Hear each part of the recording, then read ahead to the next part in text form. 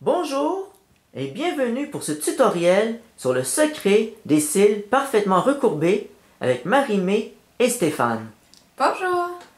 Le recourbe-cils est généralement plus sollicité pour les Asiatiques, qui ont souvent les cils qui poussent vers le bas.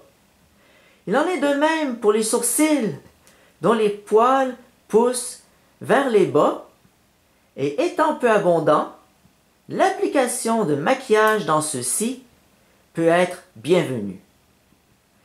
Les femmes vont souvent s'épiler les sourcils afin d'avoir un trait plus fin, qu'elles associeront à un plus grand raffinement de leurs arcades sourcilières.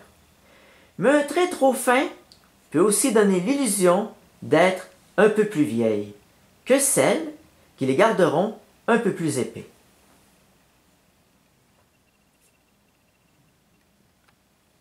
Pour ce qui est de maximiser la courbure de nos cils, encore une fois, puisque Marie-Mé porte des faux cils semi-permanents, elle ne pourra que nous en faire la démonstration avec le recourbe-cils.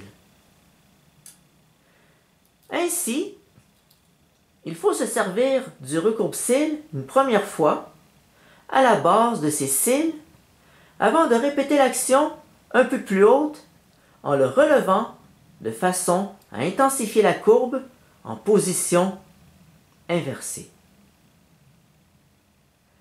La meilleure façon de se servir de son recourbe-cils à chaque étape est de toujours presser ses cils pas plus de 3 secondes pour éviter d'obtenir un effet plus ondulé de ses cils plutôt que recourbé. Cette pratique permet de maximiser la courbe de nos cils et d'en augmenter la durée.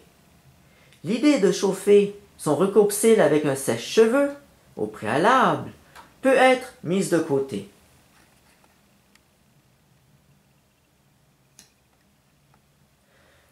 Le recourbe-cils peut même être utilisé après la pose de nos faux cils temporaires, comme les Daisy de Kiss par-dessus ses cils naturels.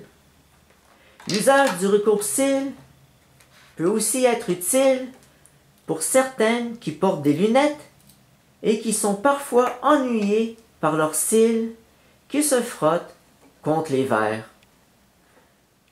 Merci d'avoir regardé et écouté ce tutoriel et à la prochaine! À la prochaine!